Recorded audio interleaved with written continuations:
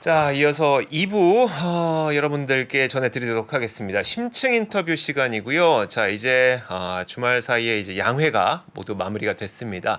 자, 우리가 이 양회를 통해서 어떤 좀 인사이트를 얻어가야 될지 이분과 함께 직접 이야기를 나눠보도록 할 텐데 우리나라에 계신 분이 아닙니다. 그래서 저희가 줌으로 연결했습니다. 미래에셋증권 상해사무소 이인구 소장 연결돼 있습니다. 안녕하세요. 네, 안녕하십니까. 상해사무소장 이인구입니다. 네, 안녕하세요. 오랜만에 뵙겠습니다. 네, 그러니까 저희 구독자분들은 참 오랜만에 뵐 것 같고 저는 처음 뵙긴 한데 저도 네. 방송으로 여러 차례 좀 이야기를 들었습니다. 자, 그동안 좀 어떻게 지내셨어요? 그동안 작년 12월부터 1월까지 중국은 갑자기 리오프닝 하면서 거의 모든 사람들이 코로나 한꺼번에 다 걸렸다가 네네. 다 나왔고요. 신기하게도 네. 그런 현상이 발생했습니다. 그리고 나서, 중국 연휴 기준으로 이제 춘절 이후로는 사실 거의 정상적인 생활로 돌아왔다고 보시면 되고요. 어. 한국에 비해서 이미 실내에서도 마스크 안 쓰는 지는 오래됐습니다. 아, 이상하게 예전 생활로 갑자기 돌아와서 굉장히 어색한데, 지금 정상 생활 다 돌아왔다고 보시면 됩니다. 순식간에 이렇게 다 풀렸군요, 거기는. 네, 믿을 수 없는 일이죠. 14억 명인데.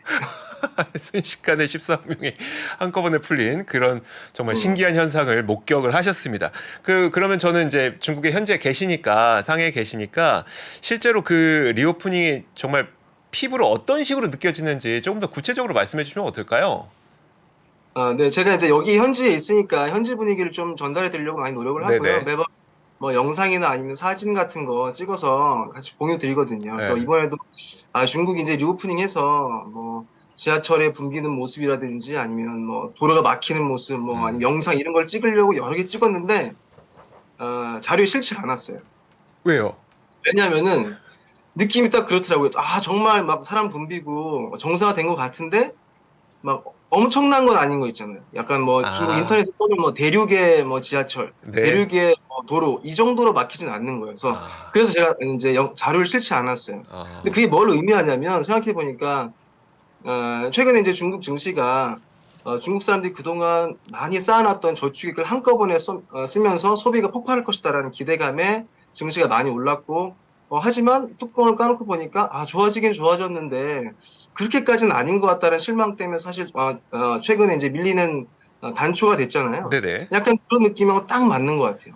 어딜 아, 가나 이제 코로나 이전 상황으로 거의 다 돌아섰고 지하철, 도로, 고급 레스토랑까지 다 줄 서고 사람 많지만 그 2019년 수준을 뛰어넘는 엄청난 정도의 소비 붐이라고 느끼지는 못할 것 같아요. 어, 왜냐하면 이게 사실 자연스러운 현상이라고 생각합니다. 어떻게 저축했던 돈들을 갑자기 다 쓰겠어요. 그쵸. 그리고 여전히 미래에 대한 불안감이 있는 거죠. 정치적인 이슈가 있을 수도 있고 아니면 경제적인 불안이 있을 수도 있고 결국 소비라는 거는 장기적으로 본인의 소득이나 아니면 자산이 안정적이고 성장할 수 있다는 기대감, 믿음이 있어야지 소비를 본격적으로 늘 수 있는데 아직 그런 바탕은 되지 않은 거죠. 그런 의미에서 중국 정부의 이제 부동산 시장 안정화라는 게 올해 굉장히 중요한 키워드가 될 것 같습니다. 부동산 시장 안정화가 그래서 좀 더 키워드가 된다. 좀 이따가 그 부동산 이야기는 다시 한번 여쭤보도록 할 텐데 그 네네. 이번에 양회도 다 보셨잖아요. 네네. 양회 보시고는 좀 어떤 느낌을 받으셨어요? 양해에 대한 코멘트, 그러니까 양해가 어떻게 나올 것이다. 그리고 실제 나온 양에서 나온 그런 수치들, GDP 전망치라든지 아니면 재정 적자, 특별제 발행액 한도 이런 것들에 대한 코멘트들은 다른 분들이 이미 충분히 많이 해주신 것 같아요. 네. 예상보다 대단한 거 없었다라는 거잖아요. 근데 이제 제가 분석한 방법은 이제 정부 공작 보고라고 합니다. 이제 공주어가 이제 업무란 뜻이거든요. 네, 업무 네. 보고서를 보면 굉장히 긴데 앞부분은 지난 1년간의 성과, 5년간의 성과, 그리고 앞으로 우리의 장기적 비전 쭉 나오다가 뒷부분에 가면 그 해 당해년도의 중점 업무 보고 사항이 나옵니다. 올해도 그게 있고 한 8개에서 9개 정도, 작년도 있고 매해 있는 거거든요. 제가 그것들을 한번 비교를 해봤어요. 왜냐면은 매해마다 그 해에 중점적으로 보고 있는 업무 보고들이 무엇이 있을까 그걸 가지고 이제 정리해봤는데 생각보다 되게 재밌는 자료들이 만들어졌습니다. 한번 공유해 드릴게요. 네, 보죠. 한번. 그러니까 기존에 우리가 봤던 그 양회에서 봤던 그 자료와 좀 달라진 부분들을 이번에 짚어 주시는 거죠? 그렇죠. 이제 그 매해 그 네. 업무 보고 그 긴 내용 중에서 그 당해년도에 중점 아. 업무 보고가 있거든요. 그 네네. 항목에 핵심적인 타이틀을 따다가 비교를 해봤어요. 네네. 제가 2018년 그리고 2022년 그리고 올해 거를 비교해봤는데 2018년이 어떤 해죠? 제가 왜 2018년을 비교했을까요? 2018년 그림자 금융 아닌가요? 5년 뭘까요? 전입니다. 5년 전. 5년 전. 네. 네. 그러니까 시진핑 정부의 2기가 시작되는 첫 해의 양해. 아, 네네. 그때 이제 시진핑 정부 2기에서는 과연 그 해에 어떤 것들을 가장 중요하게 봤는지, 그리고 2022년 작년이니까 작년에는 어떤 걸 중요하게 봤는지, 그리고 올해는 당연히 올해 거 중요하게 봐야죠. 네. 네, 보시면 맨 끝에는 뭐가 있어요? 민생보장, 뭐 사회관리 강화, 민생보장 맨 밑에 네네. 크게 어허. 관심 없다는 거죠. 뭐 크게 뭐 안 쓰면 좀 미안하니까 써주는 좀 네네. 위로 갈수록 중요한 거죠. 위로 갈수록. 네네. 2018년에 보기만 하더라도 이 시진핑 정부 2기의 가장 중요한 것들은 공급 측 구조 개선, 구조 네. 개혁. 그러니까 너무 과잉 공급이 많았다는 거죠. 그 당시만 해도. 그쵸. 지금으로서는 거의 언급되지 않는 단어입니다. 네, 근데 이제 제가 같은 색깔 한 거는 비슷한 컨셉의 내용들이에요. 보면 2018년에 소비는 그렇게 중요한 비중이 아니었습니다. 소비를 적극적으로 확대한다는 건 7번째 항목이 있죠. 네. 근데 작년으로 오면 굉장히 많습니다. 이제 소비 하나만 얘기하는 게 아니라 이제 내수라는 단어를 포함해서 내생적 동력을 발전한다. 그리고 내수 확대 전략을 확고히 시행해야 된다. 이런 거 있고. 그리고 올해는 당당히 국내 수요 확대가 1등 가장 중요한 업무 보고 순위 올라왔습니다. 네. 예. 그리고 또 다른 것들 예를 들어서 파란색은 제가 대개방을 넣었는데 대개방 늘 얘기하는 거죠. 전면적인 개방하겠다. 높은 수준의 대개방하겠다. 근데 올해는 좀 더 직접적으로 얘기합니다. 외자 유치 및 활용을 하겠다. 그러니까 대개방은 결국에는 해외에서 기업들이나 돈이 들어오는 건데 옛날에는 좀 두리뭉실하게 얘기했는데 이번에는 직접적으로 우리 지금 약간 돈 없는 것 같아. 해외 너네들도 돈 갖고 열심히 들어와. 우리가 잘 도와줄게. 이런 컨셉을 넣었다는 거죠. 특이하죠. 네. 그리고 이제 순서를 보면 이제 두 번째는 현대산업체계 구축 가속화. 이건 이따가 다시 설명드리겠습니다. 네. 그리고 이 주황색은 새롭게 나온 개념이에요. 세 번째로 중점적으로 하는 게 양거, 하부, 똥야오. 양거는 2개, 네. 하부는 절대 뭐뭐하지 않는다는 겁니다. 그래서 이거는 똥야오는 움직이다, 흔들리다. 두 가지 절대 흔들리지 않는 거. 네. 이건 이제 사실 업무 보고에서 거의 얘기하지 않는 내용이에요. 중국 정부에서 계속해서 이제까지 얘기는 해왔던 거지만 이걸 업무 보고에 언급하지는 없습니다. 이게 뭐냐면 두 가지 흔들리지 않는 게 중국 특색 사회주의 경제라는 게 국유기업만 있는 게 아니다. 공유제 경제만 있는 게 아니라 비공유제 경제, 민간 경제도 있고 민간 기업도 잘 나가야 된다. 국유기업과 민간 기업이 함께 잘 가도록 도와주겠다라는 건데 굉장히 특이한 겁니다. 왜냐하면 이건 네. 당연한 얘기고 네. 어느 경제에서나 민간이나 국유기업이 잘 돼야 되죠. 그런데 사실상 이제 시진핑 정권이 점점 더 중앙 집권화되면서 힘이 강력해지면서 대부분 국유기업들한테 모든 혜택이 주어졌습니다. 그래서 어떤 말이 있었냐면은 거진민투회, 그러니까 국유기업은 앞으로 잘 나가고 민영기업은 뒤로 후퇴한다. 이거에 대해서 굉장히 비판과 우려스러운 목소리 많았고 네. 사실 이제 테크 기업에 대한 철퇴를 가한 것들, 규제를 가한 것들, 민영 기업의 후퇴를 일으켰던 사안인 거죠. 그쵸. 그래서 민영 기업들이 굉장히 좀 많이 하고 있습니다. 그래서 어떤 경제단체 모임이나 이런 데 가면 공무원들한테 그런 하소연을 많이 하거든요. 이게 실질적으로 사회적으로도 많이 문제가 됐고 그래서 지금 이번에 우린 2가지 다 잘할게 라고 업무 보고에 3번째로 강조를 한 거예요. 그런데 보면 저는 여전히 그렇지만 회의적입니다. 왜냐하면 이제 설명할 때 보면 국유기업의 개혁 심화 그리고 국유기업의 경쟁력 강화라는 틀이 있거든요. 자세히 보면. 네. 근데 민영기업으로 들어가면 이제 뒷부분이 민영기업 내용이 나오는데 네. 민영기업은 권익보호, 민영기업을 육성한다 이거 아닙니다. 민영기업의 권익을 보호한다 정도로 잘 마무리하는 거죠. 너무 심하게 하진 않을게 뭐 요 정도인가 보네요. 네, 이게 역설적이게도 올해도 역시 중국 경제는 국유기업 중심으로 갈 것이다. 그래서 이 부분에서 우리가 투자 포인트를 잘 가져야 된다는 거고 5번째는 금융 리스크 예방.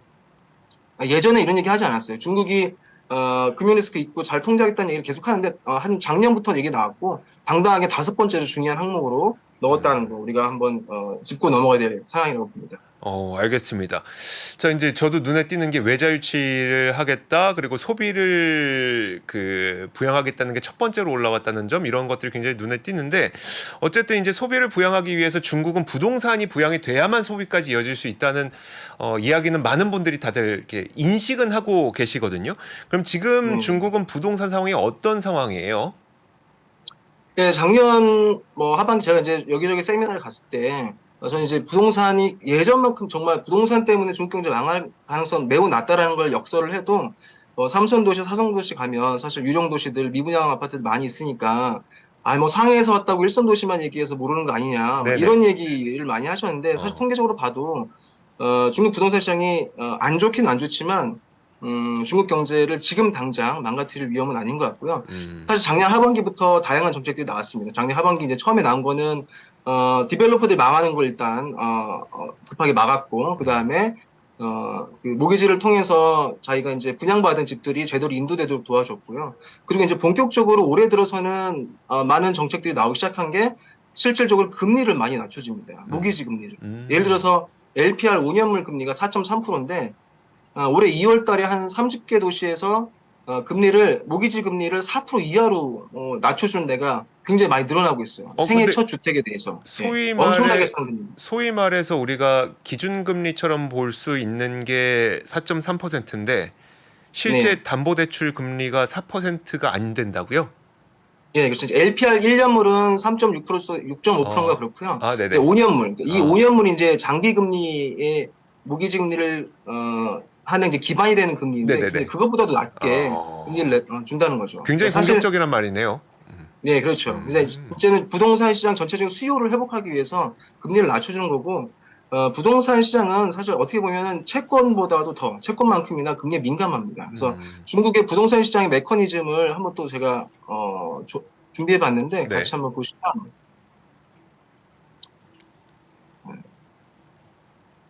보시는 것처럼 이제 제가 이제 검은 굵은 선은 이제 금융기관 모기지 대출 금리 가중평균입니다. 제가 거꾸로 그려놨어요. 그래서 위로 올라간다는 거는 금리가 낮아진다는 뜻입니다. 네네. 그리고 이제 파란색이 개인 모기지 대출 증가율, 그리고 회색이 주택 가격 상승률 YY. 언제나처럼 이 금리가 훨씬 더 빨라요. 선행적입니다. 네. 금리로 올라가면서 2013년에 부동산 버블을 막자 모기지 대출 금리가 대출이 많이 줄었죠. 네. 그리고 부동산이 침체되니까 2015년에 공격적으로 모기지 금리를 낮춥니다. 후행적으로 모기지가 늘어나고요. 다시 거래량이 늘어나면서 후행적으로 부동산 가격이 바닥을 치고 반등을 하죠. 마찬가지로 작년 하반기부터 모기지 금리를 공격적으로 낮추기 시작했고 지금 이제 분기 데이터라서 지금 최근 건 안 나오는데 최근 거는 거의 4%에 붙었을 것 같거든요. 그 정도로 낮춘 상황이라면 개인 모기지 대출이 지금 과거에 비해서는 조금 더 플랫하게 잘 움직이지 않고 있지만 2분기, 3분기 지나면서는 모기지 대출 증가율이 눈에 띄게 반등할 것 같고 하반기 정도 들어서면 중국 부동산 가격 YY가 바닥을 치고 반등을 할 수 있지 않을까라고 예상이 됩니다. 사실 현재까지 아직 이제 바닥이 플랫한 이유로는 여전히 이제 예전에 비해서는 좀 부동산 충격이 좀 큰 거죠. 디벨로퍼가 망하는 상황이기도 하고 경기도 안 좋다고 하고 그리고 또 중국 정부에서 경기를 살리기 위해서 지금 개인 신용대출 및 뭐 기업대출을 엄청나게 늘리고 있습니다. 네네. 지난주에 나온 사회총용자 데이터를 보셔도 위안화 대출이 굉장히 급격하게 증가했고요. M2 증가율도 거의 13% 정도 나오죠. 최근에 저는 개인적으로도 저한테도 대출 받으러 전화가 엄청 많이 옵니다. 그래서 나도 한번 대출 좀 받아볼까 이처럼 싸게. 중국 사람들이 엄청나게 전화를 받고 은행에서 할당을 받는데요. 네, 그래서 이제 그 돈 가지고 먼저 모기지 갖고 그래서 이제 모기지 대출이 지금 급격하게 늘어나고 있지는 않지만 본격적으로 좀 있으면 올라갈 것 같습니다. 그리고 결국 이런 것들이 이제 중국의 부동산을 지금 모기지 대출이 아직 크게 늘어나는 모습이 보이진 않지만 곧 늘어날 것처럼 이제 과거에 우리가 통계를 보면은 알 수가 있는 거네요.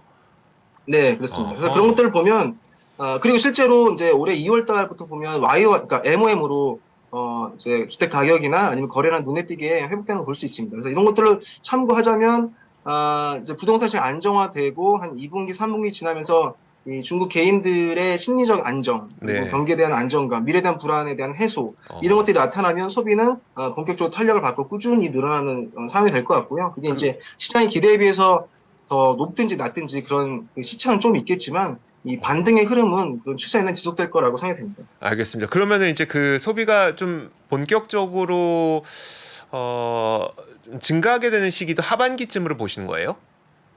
한 뭐 2분기 말, 2분기 예, 말. 2분기 아하. 지나면서는 이제 막 그러니까 국가 간의 막그 미중 간의 갈등이 더 심화되거나 네네. 뭐 그런 정치적인 리스크가 더 확대되지 않는 이상은 어. 소비는 꾸준하게 회복될 거라고 판단하고 있습니다. 알겠습니다. 알겠습니다.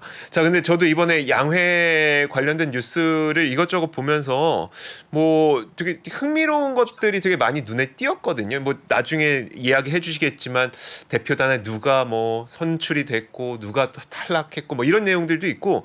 자, 양회에서 좀 우리가 흥미롭게 볼 만한 뉴스가 어떤 게 있었을까요? 좀 전에 말씀드린 것도 제가 이따가 설명을 드리도록 하겠고요. 네. 또 하나는 이제 양해 기간 중에 조직 개편이 계속 많이 발표됐거든요. 되게 음. 다양하게 많이 나왔는데 공무원에서 발표한 기관 개혁 방안, 이걸 보시면은 조직 개편이 많이 있는데 이제 삼프로TV를 보시는 투자자분들이 참고할 만한 한 두 가지 정도 있는 것 같아요. 첫 네. 번째는 금융감독기관을 이제 중앙화하고 통합했다. 그래서 국가금융감독관리총국이라는 걸 신설을 해서 그 안에 이제 예전에 음보감에서 하던 감독 기능 그리고 인민은행에서 금융 지주에 대한 감독 기능을 갖고 있던 걸 다 포함시켜서 감독을 하고요.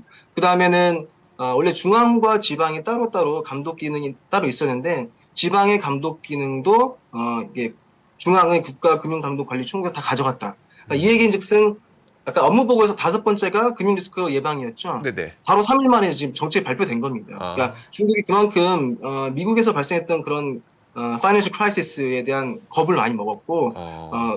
국가 전체적인 차원에서 시스템 리스크가 발생하지 않도록 하기 위해서 계속 감독 관리를 강화한다. 이런 것들을 수세적으로 확인할 수 있었고요. 네. 두 번째는 국가 데이터국이라는 게 신설됐어요. 이게 굉장히 좀 의미 있다고 저는 보는데 국가 데이터국에서 뭘 하느냐 이제 데이터의 그 정의를 보면 데이터 기반 시스템 구축, 데이터 자원의 통합, 공유 및 개발, 활용을 조정하고 디지털 중국, 디지털 경제, 디지털 사회 계획 및 건설을 통합한다. 이게 되게 복잡한 얘기죠. 네네. 이걸 이제 한마디로 얘기하면 여러 기관들의 분산돼 있던 데이터 관련 업무들을 요 국가 데이터국으로 다 이관을 해서 총괄적으로 관리하겠다. 그러니까 지난해부터 사실 매우 강조하고 있는 게 디지털 경제거든요. 네네. 디지털 차이나, 디지털 경제 그런 것들을 통합하는 이제 주간 부서가 되는 거겠죠.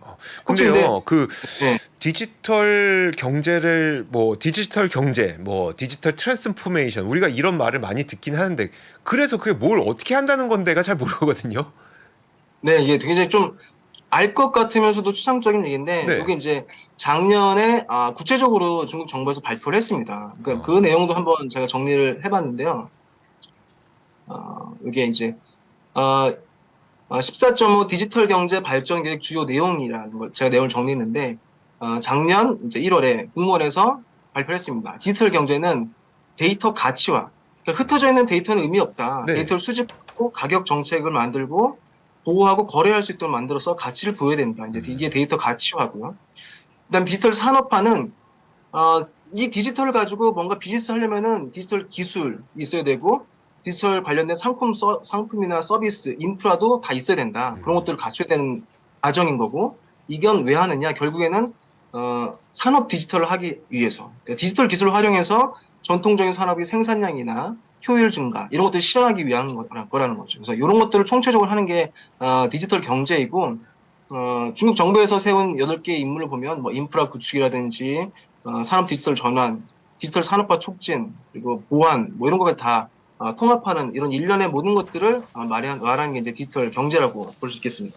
그러면은 앞에서 말씀하셨던 거가 뭐가 있었죠? 그러니까 국영기업과 관련해서 우리가 국영기업 계속 키울 거다라는 이야기를 했고 디지털 전환에 대해서도 우리가 초점을 맞추겠다. 그러면 이제 국가에서 주도하는 뭐 디지털 인프라 관련된 거에 굉장히 총력을 기울이겠다는 그런 의미인 건가요?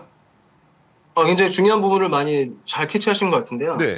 그러니까 예를 들어서 관련된 기업들이 굉장히 많은 것 같아요. 아주 심플하게는 디지털 경제를 가려면은 디지털 인프라가 있어야 되고 네. 당연히 통신 산업 인프라 잘 갖춰져 있어야 되잖아요. 그럼 네. 통신주, 차이나 모바일 같은 통신주 최근에 계속 신고가를 치고 올라가고 있죠. 오늘도 많이 급등했고요. 물론 이제 배당 이슈 때문에 그렇긴 하지만 그런 기업들 그리고 데이터 센터라든지 아니면 IDC 뭐 그런 시스템을 만들려면 하드웨어 설비도 있어야 될 테고 네. 디지털 경제를 또 확장시켜서 당연히 디지털 교통이라면 당연히 자율주행 이런 거 있겠죠. 네네. 자율주행 관련된 소프트웨어 회사들, 더사이시웨이라든지 아니면은 자율주행의 핵심적인 기술인 라이다를 만드는 그런 기업들, 미국에 상장된 허사이라든지 이런 기업들도 굉장히 관심 있게 볼만하다는 거고, 기타 이제 디지털 정보 보안 관련된 기업들 그리고 실제 디지털을 활용해서 그러니까 전통적인 산업이 디지털화를 바꾸는 기업들 이런 기업들도 모두 우리가 관심 있게 봐야 되는 기업이다 생각이 듭니다. 아, 그런 기업으로 그래서 연결이 되는 거였었군요. 그리고 중국의 통신주들이 너무 많이 오르고 있다고 해서 이게 무슨 일인가 했는데 다 여기에 이런 맥락이 또 숨어 있는 거기도 하고요. 네. 저는 근데 그 이번에 양회에서 그 알리바바의 마윈 회장이 대표단에서 탈락하고 그리고 샤오미의 레이진 회장이 선출되고 이런 걸 보면서 이번에 뭐 전기차, 인공지능, 로봇 이런 관련된 기업들의 어떤 기업인들이 양회 대표단에 또 선출됐다고 하니까 이게 분명히 뭔가 있는 것 같다라는 생각했거든요. 그 부분도 한번 짚어주실 거죠? 네네. 이 부분이 그냥 한 번 읽고만은 뭐 뉴스거리, 가십거리라고 볼 수는 없는 이슈인 것 같아요. 네네. 그리고 사실관계를 제가 정리해드리면 마윈은 이제까지 양회에 참가한 적이 없습니다. 아, 그래요? 네, 마윈은 원래 자기 스스로 자기만의 갈 길을 가는 사람이기 때문에 양회에 간 적이 없고요. 양회에 쭉 나오다가 이제 요번부터 참석을 못하게 된 사람들이 이제 마라텅, 네. 청춘의 마라텅 그리고 내지제의 띵레이 그리고 뭐 유창동이라든지 바이두의 레이용 이런 사람들이고요. 그 샤오미의 회장은 원래 참석하던 분인데 연임돼서 다시 나오게 된 거고요. 네. 요번에 이제 완전히 새롭게 나온 사람들만 제가 한번 모아서 슬라이드를 만들어 봤어요. 그러면은 향후 중국 정부에서 어떤 걸 더 주목해 보는지 우리가 조금 약간 힌트를 얻을 수 있거든요. 네. 예를 들어서 그 텐센트의 마라텅 사례를 보면 굉장히 재밌습니다. 텐센트의 마라텅이 2013년에 처음으로 전국 인민 대표에 당선이 됐고요. 그때 이제 양회에 참석했어요. 네. 그리고 2015년에 마라텅이 주장했던 인터넷 플러스라는 용어를 처음 만들었습니다. 그리고 그 해에 리커창의 업무 보고에 인터넷 플러스라는 말이 똑같이 들어왔어요. 그리고 나서 어떻게 됐죠? 중국의 인터넷 산업이 초고속 성장합니다.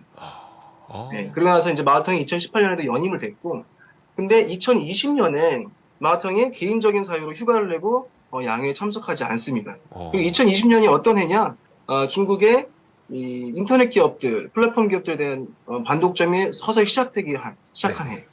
네. 그리고 이제 올해는 마라탕에 참석 못했죠. 이런 흐름을 보면은 양회 어떤 기업가나 어떤 산업의 회장이 참석하는 게 굉장히 중요합니다. 왜냐면은 본인과 관련된 산업에 대한 정책 제안을 많이 하거든요. 그래서 그런 것들을 참고해 볼 수 있기 때문에 어떤 분들이 새로 들어왔는지도 우리가 유심히 봐야 된다는 겁니다. 네.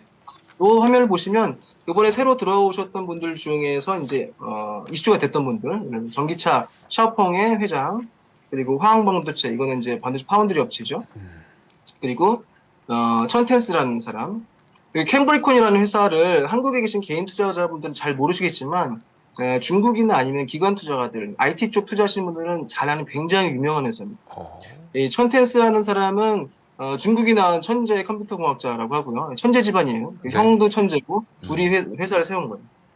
여러분들 지금 화웨이가 미국의 제재를 받아서 휴대폰을 못 만든다고 생각하시는데 화웨이는 여전히 첨단 휴대폰을 만들고 있고 거기에 들어가는 왜 그럴 수 있냐면 프로세스 칩을 기린이라는 화웨이 자체 브랜드의 프로세스를 만드는데 그 프로세스의 핵심 칩을 이 캠브리콘이라는 회사가 납품을 합니다. 아, 그렇군요. 그래서 이제 그 정도로 기술력이 인정받는 회사고요. 이 회사가 이제 그 과창판에 상장돼 있어서 개인 투자자분들은 투자를 못 하고 있죠. 근데 이제 다른 펀드나 아니면 ETF나 이런 것들을 통해서 아마 할 수는 있을 것 같은데 현재로서는 좀 어렵습니다. 하지만 이 기업 굉장히 핫한 기업이다. 그리고 센스타임이라고 홍콩에 상장돼 있죠. 이건 안면 인식, 인공지능 분야에서 굉장히 뛰어난 회사.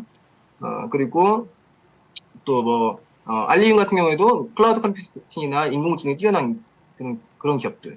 그래서 이제 신에너지사도 포함시키긴 했는데 전반적으로 새로 진입한 신규 인물들을 보면 인공지능이나 반도체 이쪽 인물들이 굉장히 많다는 거고 사실은 이런 인더스트리 결국에는 중국의 디지털 경제, 디지털 차이나를 만드는데 근간이 되는 인더스트리라는 거죠. 그래서 앞으로 중국의 이제 산업 투자의 관점에서 중국 인더스트리나 기업들을 보실 때 이런 기업들은 여전히 장기적으로 봐야 되고 올해 그리고 시진핑 정부 3기 내내 디지털 경제는 굉장히 핫 이슈가 될 겁니다. 그리고 관련된 키워드 및 관련된 산업 기업들이 또 새로운 지난 2년도가 태양광 전기차 날아갔잖아요. 네네. 앞으로 또 새로운 테마로 또 많은 그 좋은 기업들이 나오지 않을까 생각이 듭니다. 과거 2013년을 떠올려 보건대 텐센트의 마와통 회장이 이제 대표단에 선출이 됐었고 그 당시 나왔던 이야기가 인터넷 플러스였는데 실제로 그 이후에 인터넷 경제와 관련된 플랫폼 기업들의 성장이 굉장히 빨랐었다.